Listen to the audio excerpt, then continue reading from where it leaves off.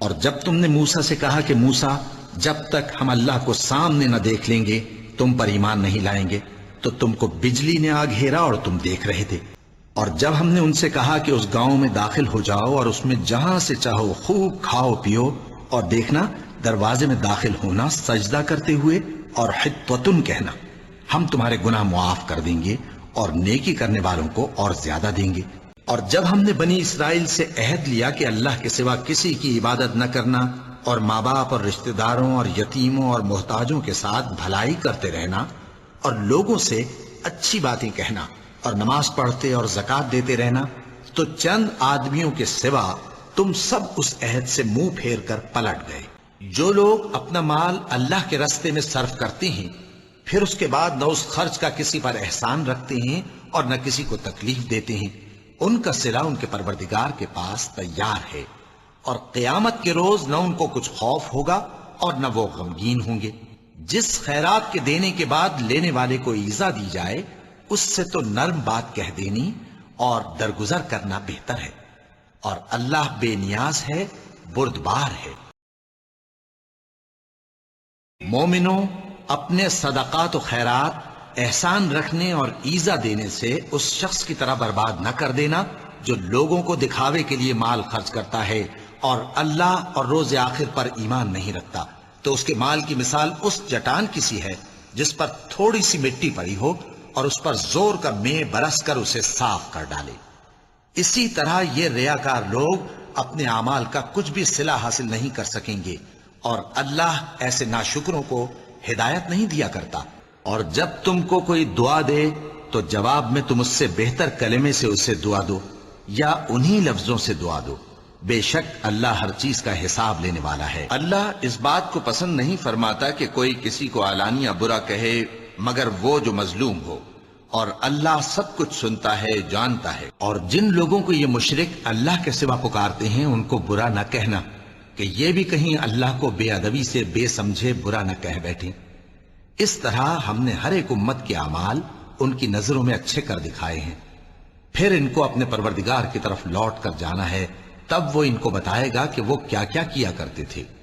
اور قوم موسیٰ میں کچھ لوگ ایسے بھی ہیں جو حق کا راستہ بتاتے ہیں اور اسی کے مطابق انصاف کرتے ہیں۔ اور یاد کرو جب ان سے کہا گیا کہ اس شہر میں سکونت اختیار کر لو اور اس میں جہاں سے جی چاہے کھانا پینا، اور ہاں شہر میں جانا تو حطۃ کہنا، اور دروازے میں داخل ہونا تو سجدہ کرتے ہوئے، تو ہم تمہارے گناہ معاف کر دیں گے اور نیکی کرنے والوں کو اور زیادہ دیں گے۔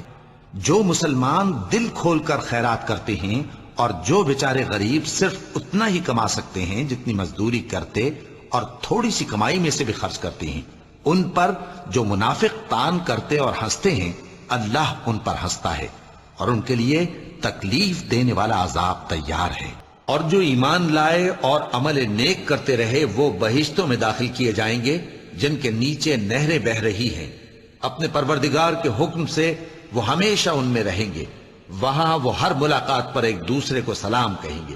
کیا تم نے نہیں دیکھا کہ اللہ نے کلمہ طیبہ کی کیسی مثال بیان فرمائی ہے؟ وہ ایسی ہے جیسے پاکیزہ درخت جس کی جڑ مضبوط ہو اور شاخیں آسمان میں پھیلی ہوں، وہ اپنے پروردگار کے حکم سے ہر موقع پر پھل لاتا ہو، اور اللہ لوگوں کے لیے مثالیں بیان فرماتا ہے تاکہ وہ نصیحت حاصل کریں۔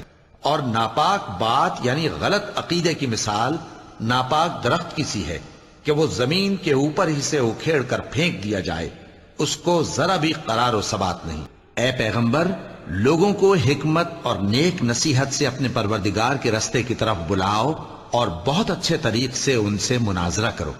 جو اس کے راستے سے بھٹک گیا تمہارا پروردگار اسے بھی خوب جانتا ہے، اور جو راستے پر چلنے والے ہیں ان سے بھی خوب واقف ہے۔ اور تمہارے پروردگار نے ارشاد فرمایا ہے کہ اس کے سوا کسی کی عبادت نہ کرو اور ماں باپ کے ساتھ بھلائی کرتے رہو، اگر ان میں سے ایک یا دونوں تمہارے سامنے بڑھاپے کو پہنچ جائیں تو ان کو اف تک نہ کہنا اور نہ انہیں جھڑکنا، اور ان سے بات ادب کے ساتھ کرنا کہ فضول خرچی کرنے والے تو شیطان کے بھائی ہیں، اور شیطان اپنے پروردگار کی نعمتوں کا کفران کرنے والا یعنی ناشکرا ہے۔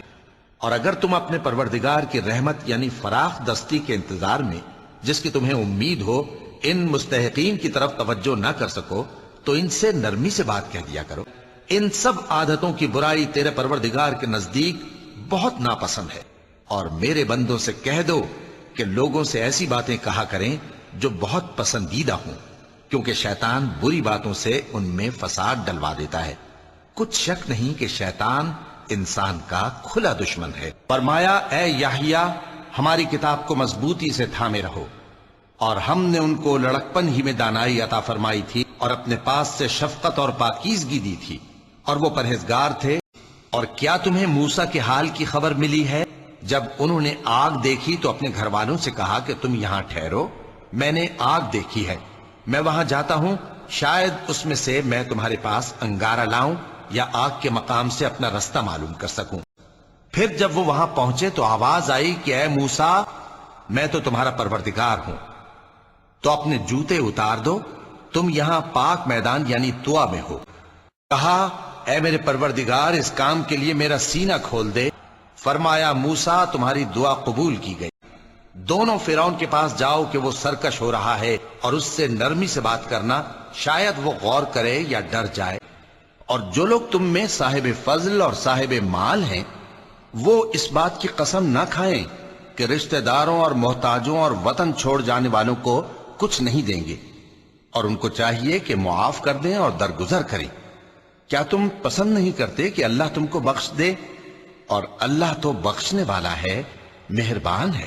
اور رحمان کے بندے تو وہ ہیں جو زمین پر آہستگی سے چلتے ہیں، اور جب جاہل لوگ ان سے جاہلانہ گفتگو کرتے ہیں تو سلام کہتے ہیں۔ اور اہل کتاب سے بحث نہ کرو مگر ایسے طریق سے کہ نہایت اچھا ہو۔